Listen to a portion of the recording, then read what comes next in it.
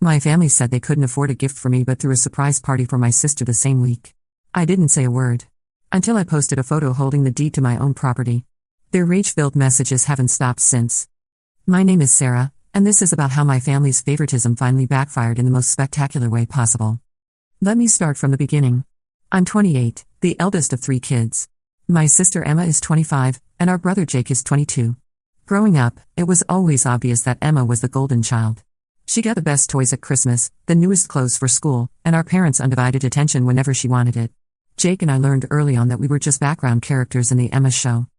Don't get me wrong, I love my sister. But watching your parents consistently choose one child over the others for decades does something to you. It creates this quiet resentment that you try to push down, but it never really goes away. The pattern continued into adulthood. When I graduated with honors from university 5 years ago, I got a congratulations text and dinner at Applebee's. When Emma graduated from the same university 2 years later, our parents threw her a massive party and bought her a brand new Honda Civic. When Jake graduated just last year, he got a handshake and $20. Emma's wedding 8 months ago was a $30,000 affair that our parents funded entirely. They took out a second mortgage on their house to pay for it. When I got engaged 4 years ago, they told me they'd contribute $500 and wish me luck planning the rest. My ex-fiancé and I ended up postponing the wedding indefinitely due to financial strain, and eventually broke up over the stress. Emma knew all of this, by the way. But I'm getting ahead of myself. The real story starts 6 months ago, on my 28th birthday. I had been working as a software engineer for a tech company for 5 years, and I'd been saving aggressively. Not just saving, investing. I taught myself everything about real estate, stocks, cryptocurrency, you name it. While my family was spending money on designer handbags and expensive dinners, I was living in a tiny studio apartment, driving a 12-year-old Toyota, and putting away 50% of my income. See, I had a plan. I'd been watching the real estate market in our area like a hawk, waiting for the right opportunity. There was this beautiful Victorian house about 10 minutes from where I grew up, 3 bedrooms, 2 bathrooms, original hardwood floors, a wraparound porch. It had been on the market for 8 months because it needed some work, and the price kept dropping. I had done my research.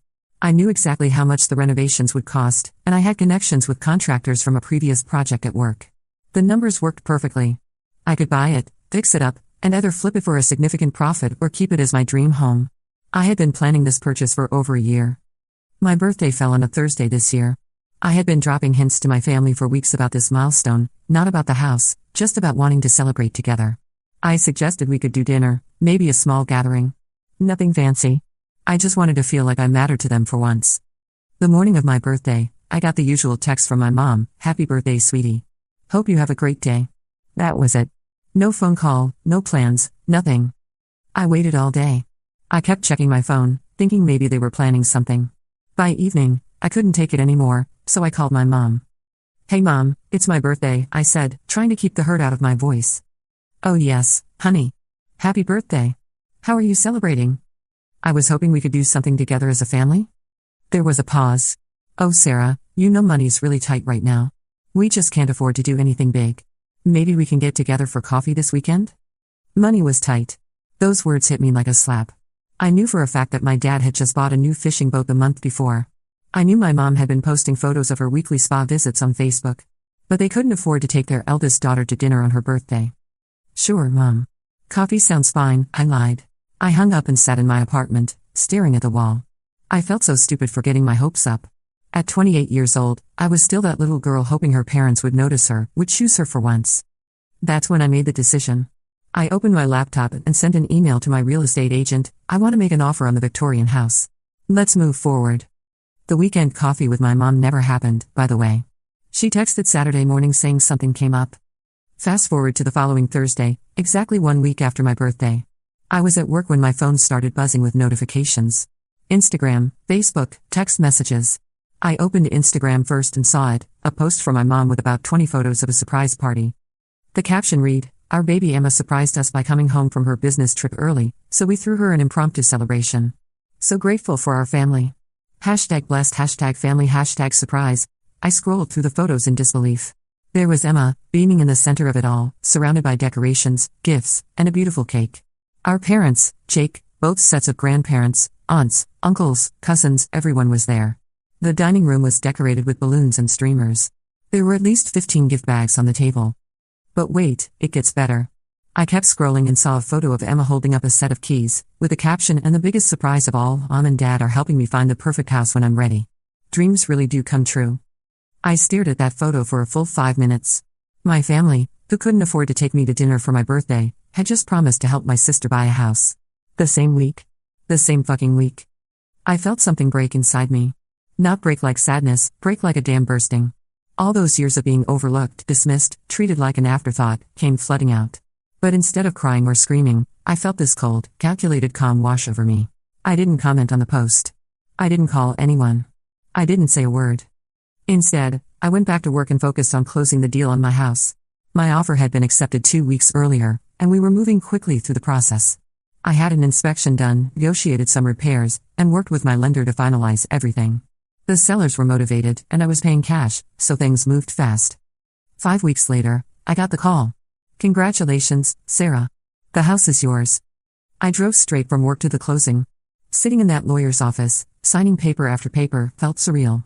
When he handed me the deed with my name on it, Sarah Catherine Mitchell, sole owner of 847 Maple Street, I almost started crying. But these weren't tears of sadness. They were tears of pure, overwhelming pride. I had done this. Me. Alone. Without my family's help, without their support, without them even knowing. I owned a house. A beautiful, 3-bedroom Victorian house with original crown molding and a garden I couldn't wait to plant. I took a photo right there in the lawyer's office. Me, holding up the deed, with the biggest smile I'd ever worn. I looked happy, successful, independent. Everything I had worked so hard to become. But I didn't post it right away. I waited. I spent the next 2 weeks quietly moving in, setting up utilities, meeting the neighbors.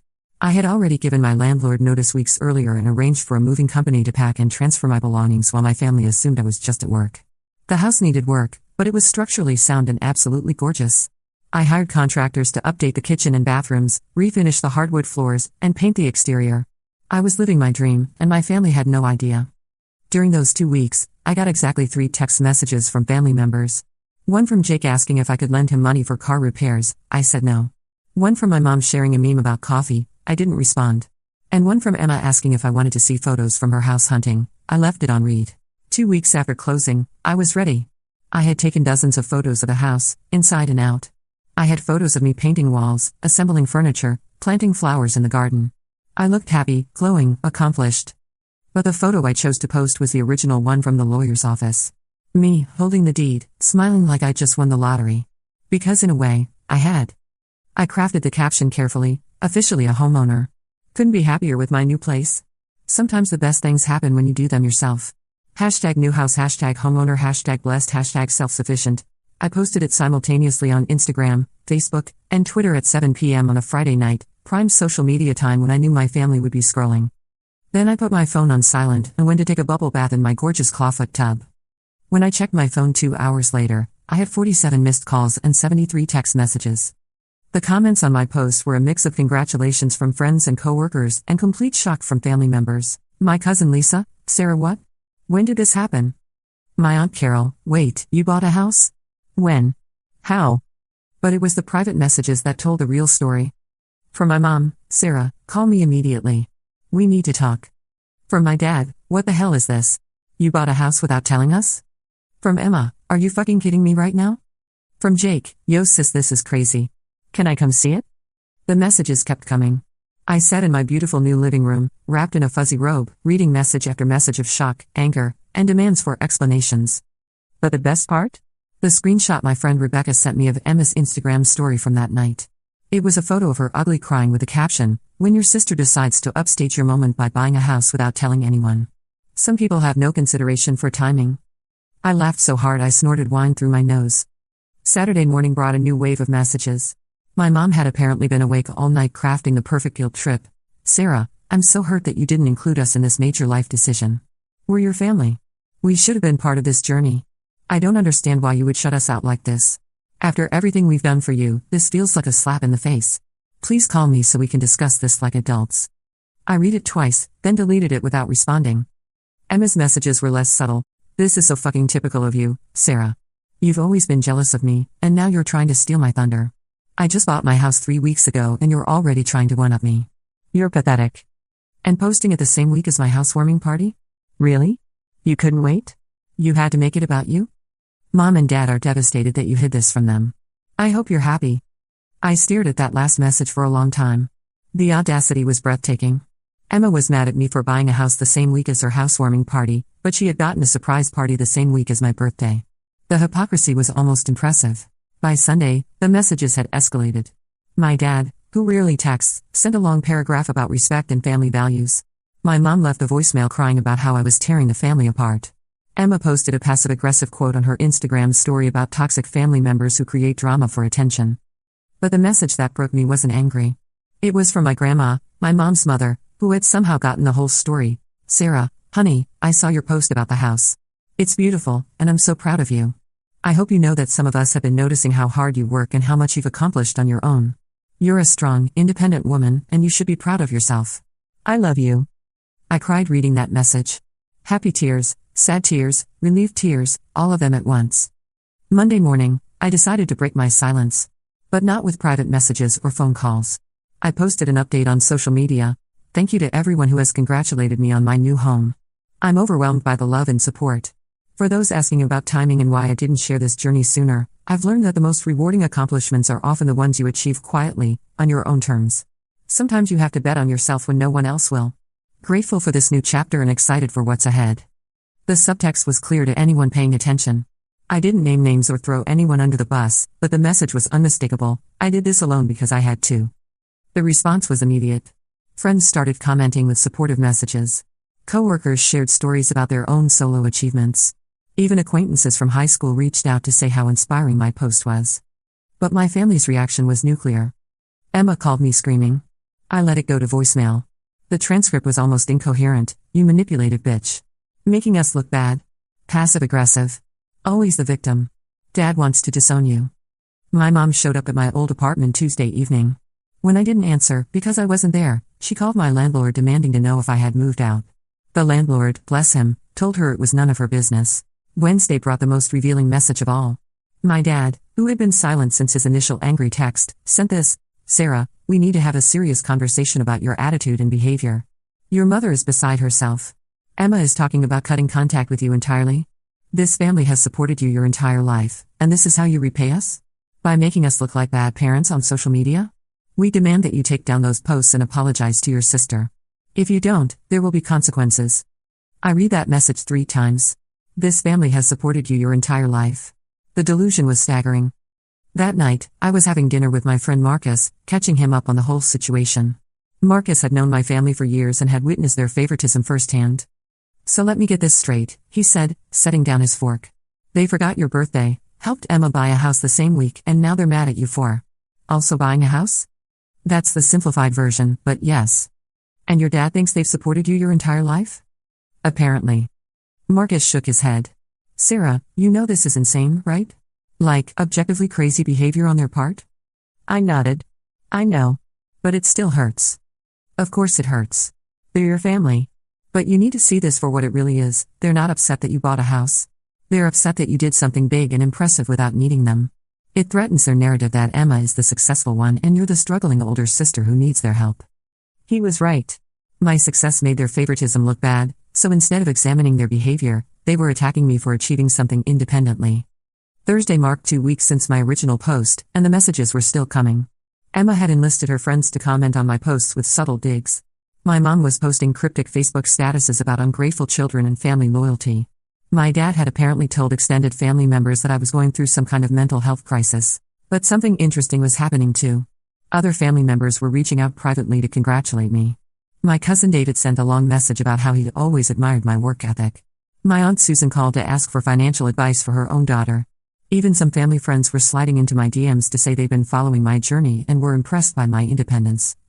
It became clear that the people who actually knew me weren't surprised by my success, they were just surprised it had taken this long for everyone else to notice.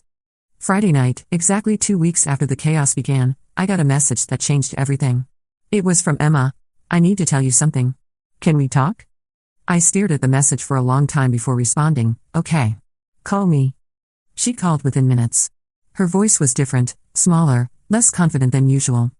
Sarah, I've been thinking about everything that's happened, and I owe you an apology. I didn't say anything. I wanted to hear what she had to say. I was so mad when you posted about the house because Because I knew it made me look bad. I've been house hunting for months with Mom and Dad's promised help, but I keep finding excuses not to commit. Meanwhile, you just went out and bought your dream house with cash. I was embarrassed. She paused. But that's not your fault. You worked hard for this. You've always worked harder than me, and I think I've always resented you for it. This was not what I expected. When we were kids, everything came easy to me because Mom and Dad made it easy. But you had to fight for everything. I never appreciated how hard that must have been until this week, when everyone started asking me why I needed help buying a house when my older sister could do it alone. I felt tears starting. Emma. I'm not done. I know Mom and Dad messed up. They've always treated you differently, and I let them because it benefited me. That was wrong. And the thing with your birthday. Sarah, I knew it was your birthday when they threw me that party. I knew, and I didn't say anything. The tears were falling now. Why didn't you say anything? Because I'm selfish. Because I like being the center of attention. Because I told myself you didn't care about that stuff anyway. Her voice cracked. But you do care. Of course you care. And I'm so sorry. We talked for 2 hours. Emma told me things I never knew, how she'd always felt pressure to be perfect because she was the favorite, how she'd been jealous of my independence and self-sufficiency, how she'd been afraid that if she wasn't the golden child, our parents would stop loving her entirely. It didn't excuse everything, but it helped me understand. Emma wasn't evil, she was just as damaged by our parents' favoritism as I was, in a different way. What do you want to do about Mom and Dad? She asked. I don't know. They're still sending me angry messages demanding apologies. You shouldn't apologize. You didn't do anything wrong. Will you tell them that? I'll do better than that. I'm going to have a conversation with them about how they've treated you over the years. It's long overdue. That conversation happened the next day. Emma called me afterward, exhausted. How did it go? I asked. About as well as expected. Mom cried and said she never meant to make you feel less loved. Dad got defensive and said they treated us equally. I showed them specific examples going back years. It was a lot. Do they get it now? I think Mom is starting to. Dad is going to need more time. He doesn't like being wrong about anything, let alone something this big. The next few days brought some unexpected developments. Jake, who had been mostly silent throughout this entire ordeal, showed up at my new house unannounced on Tuesday evening. I was in the kitchen unpacking dishes when I heard the doorbell. Holy shit, Sarah, he said when I opened the door. This place is incredible. I let him in, watching as he took in the restored hardwood floors, the original crown molding, the way the evening light streamed through the tall windows. I had no idea you were even looking at houses, he said, running his hand along the banister of the main staircase. This must have cost a fortune. I've been saving for a long time, I said simply. Jake nodded, then sat down heavily on my new couch. I owe you an apology too. Jake, you don't. Yes, I do. I've been thinking about what Emma said, about how Mom and Dad have always treated you differently. I guess I never really noticed because I was dealing with my own stuff. Being the youngest, the son they expected to carry on the family name but never seemed to live up to their expectations. He looked around the room again. But you're right. They've never given you credit for anything you've accomplished. I sat down across from him. It's not your fault. You were just a kid too. Maybe, but I'm not a kid anymore. And I should have said something when they forgot your birthday and then threw Emma that party. He pulled out his phone. I actually recorded part of that party because I thought it was weird timing, but I didn't know what to do with it. He showed me a video I hadn't seen before. It was my mom, clearly tipsy, talking to my Aunt Susan. We just love spoiling our Emma. She works so hard, and she deserves nice things. Sarah's always been more of the independent type anyway, she doesn't really need the same kind of support. Hearing those words, even secondhand, felt like a punch to the gut. The independent type. As if my independence was a choice rather than a necessity. I'm sorry, Sarah. I should have shown you this weeks ago, but I didn't want to make things worse. Actually, I'm glad you waited. If I had seen this when everything first happened, I might have done something I regretted. Jake spent the next hour helping me hang pictures and telling me about his own struggles with our parents' expectations. It was the longest real conversation we'd had in years, and it made me realize how much the family dynamics had affected all of us, not just me. After Jake left, I found myself thinking about my childhood in a different way. I pulled out some old photo albums I brought from my apartment and spread them across my dining room table. Looking through them, the patterns became even more obvious. There were dozens of photos of Emma at school events, dance recitals, soccer games, with both parents beaming in the audience. There were maybe 5 photos of me at similar events, usually with just one parent present, if any. In family vacation photos, Emma was always in the center, with the rest of us arranged around her like supporting cast members. But what struck me most were the photos from my high school graduation. I had been valedictorian, earned a full scholarship to college, and was heading off to study computer science. In the handful of graduation photos, I looked happy but somehow alone, even surrounded by family. Emma, who was only a freshman in high school at the time, looked bored and was checking her phone in most of the shots. I found a photo from Emma's high school graduation 4 years later. There were probably 30 photos from that day, professional quality shots of Emma in her cap and gown, candid family moments, even photos of the celebration dinner afterward. The difference was stark. I was putting the albums away when my phone buzzed with a text from an unknown number. "Hi Sarah, this is Monica from the coffee shop on 5th Street. I saw your house post on Instagram and wanted to reach out. I'm a real estate agent now, and I have clients asking if you'd be interested in selling. The Victorian renovations have really caught people's attention. No pressure, just thought I'd mention it." It was surreal. I had worked in that coffee shop during college, saving every tip to pay for textbooks and groceries. Monica had been a regular customer who always left generous tips and asked about my studies. Now she was reaching out because my house had become neighborhood famous. I screenshot the message and sent it to Emma with a caption, "Plot twist, apparently I'm getting offers on the house already." She called immediately. "Are you going to sell it?" "No way. I love it here. But it's nice to know I made a smart investment." "Sarah, can I ask you something? When you were planning all this, the house, the renovations, everything, did you ever think about telling us? Like, did the thought cross your mind?" I considered lying, giving her an easy answer. But we were trying to rebuild our relationship on honesty. I thought about it. Especially when I was at the bank finalizing the loan, and when I was signing the papers. There were moments when I wished I had someone to celebrate with. I paused. But then I remembered how you guys reacted to my promotion 2 years ago. "What do you mean?" "When I got promoted to senior developer and got that raise. I was so excited to tell everyone at Sunday dinner. Mom's response was, 'That's nice, dear,' and then she immediately changed the subject to Emma's engagement party planning. Dad didn't even look up from his phone." Emma was quiet for a long moment. "I remember that dinner. I was complaining about wedding venue costs." "Right. And within 5 minutes, Mom was offering to call her friend who owns that event space and Dad was talking about increasing their contribution to your wedding budget." The memory still stung. I realized that my successes made everyone uncomfortable because they highlighted how little support I'd been given. It was easier for everyone if I just kept my wins to myself. "That's so fucked up, Sarah. And I'm sorry I was part of it." "You were. But you're also trying to make it right now, which means something." That weekend, I decided to throw my own housewarming party. Not a big affair, just a few close friends, some co-workers, and Jake. Emma was visiting her boyfriend's family, but she helped me plan it over FaceTime. I wanted to celebrate this achievement properly, with people who genuinely cared about my success. My friend Rebecca brought her famous spinach dip. Marcus arrived with a bottle of champagne and a succulent for my kitchen windowsill. My co-worker David, who had mentored me through some difficult projects, brought his wife and twin daughters, who immediately fell in love with a big backyard. We grilled burgers, played music, and gave tours of the house. Everyone was genuinely impressed with the renovations and kept asking about my design choices, my contractor recommendations, my timeline for different projects. It felt amazing to be the expert for once, to have people seek out my advice and opinions. Around sunset, we were all sitting on the front porch when my neighbor from across the street came over with a plate of homemade cookies. "I'm Helen," she said, introducing herself to the group. "I wanted to welcome Sarah properly to the neighborhood.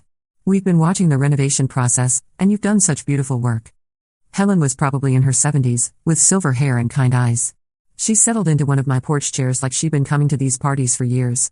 "This house sat empty for almost a year before Sarah bought it," she told my friends. "We were all worried it would stay that way or get bought by some investor who would flip it cheaply. But Sarah has been so respectful of the original character while making it her own." "Helen knows everything about this neighborhood," I explained. "She's lived here for 40 years. 43 next month," Helen corrected with a smile. "And I can tell you that this young woman has brought more life to this street than we've seen in a long time. She actually talks to her neighbors instead of hiding behind headphones. She's already volunteering for the neighborhood association."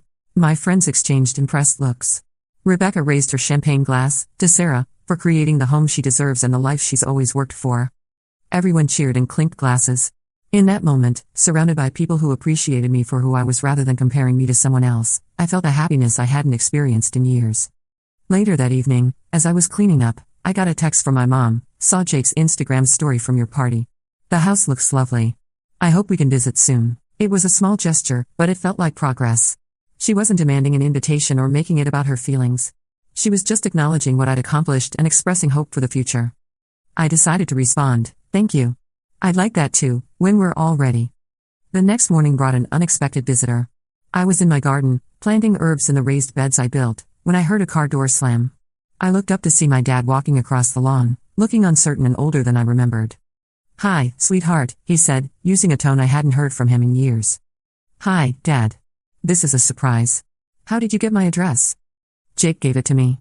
"I hope that's okay. I asked him not to tell you I was coming because I wasn't sure I'd have the courage to actually show up." He looked around the yard, taking in the landscaping, the fresh paint on the house, the new porch furniture. Jake wasn't exaggerating. "This place is really something." "Thanks." I stood up, brushing dirt off my hands. "What brings you by?" He was quiet for a moment, and I could see him struggling with something. My dad had never been good with emotional conversations or admitting when he was wrong. "I've been thinking about what Emma and your mother have been saying. About how we've treated you over the years." He kicked at a small stone in the walkway. "I don't see it the same way you all do, but I can see that you feel hurt. And that's not what I wanted." It wasn't a full apology, but it was more than I'd expected from him. "I've always been proud of you, Sarah. Maybe I didn't show it the right way, but I am. This house, your job, the way you've handled yourself through all this drama, it shows strength." "Dad, let me finish. I know I'm not good at this stuff. Your mother is better with the emotional things. But I want you to know that when I tell people about my kids, I talk about your career, your independence, your accomplishments. I guess I assumed you knew that." I felt tears starting. "I didn't know that." "Well, now you do." He looked up at the house again. "Can I see the inside?" "Jake said you did most of the design work yourself." I gave him the full tour, watching as he examined the crown molding I'd had restored, the built-in bookcases I designed for the living room, the kitchen island I'd custom-ordered to fit the space perfectly. He asked technical questions about the electrical work, the plumbing updates, the HVAC system. It was the most engaged conversation we'd had in years. "This is really impressive, kiddo," he said as we finished in the master bedroom. "You've got a good eye for this stuff." "I learned a lot from watching you work on our house when I was little," I said. His face softened. "I remember you always wanting to help with my projects. You were the only one who showed interest in learning how things worked. I still have that toolbox you gave me for my 16th birthday." "You do?" "Of course. I used it for half the projects in this house." We stood there for a moment, both of us probably thinking about all the years of misunderstanding between us. "Sarah, I know I haven't been the father you needed. I don't know how to fix that, but I'd like to try." It wasn't everything I'd hoped for, but it was honest. And it was a start. As I write this, it's been a month since I posted that photo with the deed. The angry messages have mostly stopped, replaced by awkward attempts at reconciliation. My mom sent me a long apology letter acknowledging her mistakes and asking if we could start over. My dad hasn't apologized directly, but he did send a photo of my house to his work buddies with the caption "My daughter's new place." Emma and I are rebuilding our relationship slowly. She came to see the house last weekend and helped me paint the guest bedroom. We talked about everything, our childhood, our parents, our futures.